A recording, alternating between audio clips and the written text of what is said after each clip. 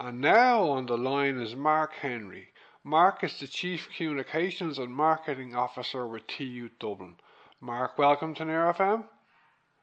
Thrilled to be here, thank you. Okay, Mark, the main reason I got in touch with you for this interview is because this morning, Thursday the 1st of May, yourselves and TU Dublin opened a big new building in TU Blanchardstown, and I live in the same part of the county near Blanchardstown. I also did a couple of interviews several years ago with Siobhan Green from TU Dublin, but I understand she's no longer working with you. This might be a big question mark, but leading us up to talking about Áras Geal and the opening of the building today and what it means for TU Dublin, can you tell me how things are going in general across TU Dublin over the last 6 years since you transitioned from being DIT? Exactly. We're Ireland's, or Dublin's newest university, and people perhaps don't appreciate that Technological University, TU Dublin, it's actually the second biggest university in Dublin as well. We've 26,000 students. We're in 5 locations. So yes, we're in all the old DIT places like Ainger Street and Bolton Street. We have a fabulous new facility in Grangegorman in Dublin City. But of course, we're also the combination of the old ITT in Tala and ITB in Blanchardstown. So it's all together, one university, 26,000 students. It's a huge opportunity for education. And unlike many others in Dublin, we're offering every level of education. You come into us for an apprenticeship. We're the #1 provider in the country in apprenticeships. You can come in for an ordinary degree, an honours degree, masters. We even have PhDs out the other end. So it's a huge swath of education opportunities spread across a whole range of convenient locations across the city. So there's actually no one quite like TU Dublin. I didn't actually know you do apprenticeships and you're the biggest supplier of them. I didn't know that. Mark, is there any difference between your campuses in TU Dublin? I mean, like, do the different campuses focus or specialise in certain areas? Or all the campuses have the same kind of courses and they're just for different geographical regions, like? It's a great question. And I mean, the answer is a bit of both. So if you want to study business, you can come to Tala, you can come to Blanchardstown, you can go to Ainger Street. If you want to study engineering, absolutely similar in many places. But if you want to be a performing artist, you want to be a classical musician, then you have to come to Grangegorman.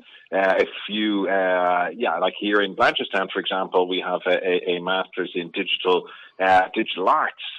So there are different courses in different places, but for undergraduates, usually there is a convenient option. So I know, look, in the current era, parents aren't anxious to be paying for kids to be living away from home anymore. Unfortunately, everyone has to commute to college these days. But look, that's one of our advantages because, you want to do business, you want to do computing, you can do that in Blanchardstown, you can do that in Tala, you can do that in the city centre. So it's a combination, but if you're interested in a particular course, a particular angle, like law, for example, you might find yourself having to go to Grangegorman. But we've, as you say, we've levels of all sorts of level of entry from ordinary degrees to honour degrees. So certainly worth people who have their CAO change of mind period opening up now in the week ahead to be sure for them to take a look at the range of courses and what's available on the different campus locations. That's great, yeah. I think the whole idea of having technological universities and amalgamating previous technological colleges is great. And we have technological universities across the Republic of Ireland now, don't we, Mark? Yeah, so we were the first in Ireland to TU Dublin, but yes, all the old institutes of technology, as they were, nearly all I should say, have amalgamated. So we now have 5 technological universities. People might have heard of, Atlantic Technological University or Technological University of Shannon or Southeast Technological University, but we're the biggest and the best. Okay, Mark, to move on to the main reason we're doing this interview, a new building opened today in TU Blanchardstown, at TU Dublin Blanchardstown on Thursday the 1st, called Áras Geal. It is a lovely name. Can you tell our listeners today on Near FM, Mark, more about Áras Geal and what having the building means for TU Dublin? Yeah, it's a state-of-the-art teaching facility. You know, if you've been to Blanchardstown or haven't been for a while, you know, come out, take a look. It's expanding all the time because we are in growth mode. You know, we have about 3,000 of our students currently in Blanchardstown. The new building allows us to add another 600. So we're aiming to grow by another 20% in the next few years. It's a brand new state-of-the-art building. Of course, there are lecture rooms and that sort of thing. But there's also multimedia laboratories. I mean, these days we're building a TV studio here, as in it's in the building. We've got podcast studios in the building. We've got mixing desks. We've got computing editing facilities for film and for audio. So there's a huge range of capabilities that the building now enables us to unlock in what is, of course, one of Ireland's fastest growing regions. So we're absolutely looking forward to welcoming more folks here. Today, yes, as you said, look, we had the official ribbon cutting. There were students, staff, graduates, public representatives, community representatives. Of course, we had none other than Minister James Lawless cut the ribbon. So I think he's the minister with the longest job title in government. He's the Minister for Further and Higher Education, Research, Innovation and Science. So, hey, he's a big job. But he was here today to cut the ribbon. And again, it was nice to see that some of the people who were here who built the building are actually our own graduates. So there are, of course, people who have left TU Dublin, who've gone into architecture, who've gone into engineering and construction sectors, who are actually responsible for helping to build the place, which was nice. I'm just curious, you mentioned there about having a recording studio and doing podcasts and stuff. I'm just curious because I live in the same part of Dublin, and I studied journalism 20 years ago. And do you know, are there going to be media courses in Blanchardstown? Do you know? Yeah, we have digital media programs here already. We do at both undergrad and at master's programs. So we do. And I mean, we like to throw it open to the community to come in and take a look. Like we do at the whole academic community here in TU Dublin. It's very focused on making the place accessible for all levels. Like we are. I know we've had programs working with deaf schools locally to introduce STEM, science, technology, engineering, maths. So then we do TY programs where we bring in TY students to create podcasts and TV shows as part of their programs. We also have one in engineering, bringing in TY transition year students to upscale in engineering. We go out to schools, our staff, to try to improve digital literacy. We run programs out there. So yeah, we absolutely about getting people and who are at first and second level education also aware of what we do, because we do want them to come here. We want them to think that this is a place that's accessible and that they can learn something from and further themselves and achieve their own potential. Oh, cool. I only heard a week or two ago, speaking of amalgamations, at the moment now we have the amalgamation of the further colleges of further education in Dublin. They're becoming, I think it's called FET College, I think. Yes.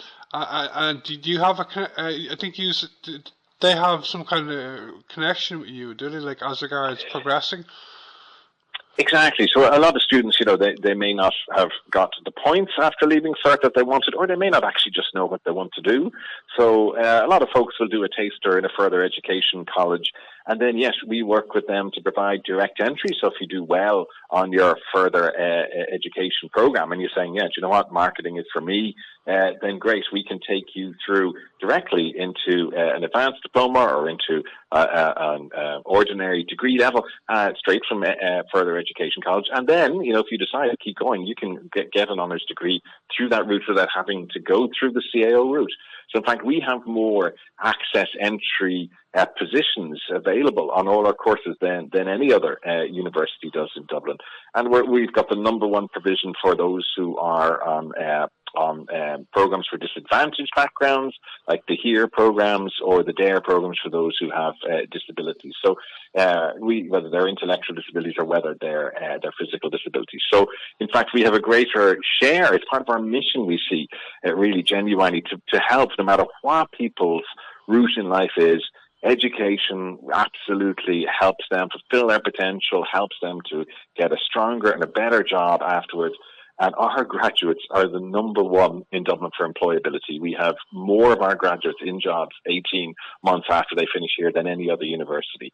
So there's huge opportunities. People don't have to think, it's just about the CEO, I'm not going to get the points. It doesn't matter if you don't. Doesn't matter, honestly. There's a route available for you, and we're here to help you, find that route for you. I had a couple of friends years ago who did engineering, I think it was electrical engineering in DIT Kevin Street. But Kevin Street, is that a part of TU Dublin now, is it? Can you tell me? Yeah, so Kevin Street was one of those famous places, DIT, strong in science, for example. Our faculty was all there. That building is gone. It was sold about 10 years ago, completely levelled, and we used the money to build a brand new facility in Grange-Gorman. So in Grange-Gorman, historically speaking, a bit of the city, it was just a little bit north of Smithfield, right there beside Stony Batter in the city centre. It was a closed-off area, of course. It was a mental health facility, of course, for many years. It's closed down for that now, and now it's opened up as the new campus for TU Dublin. That's where we have moved everyone from Kevin Street, all those students who were studying science. A chunk of our engineering is there. We have our performing arts and all of our arts faculty, humanities faculty there. Some people might have heard of Rathmines or Mountjoy Square.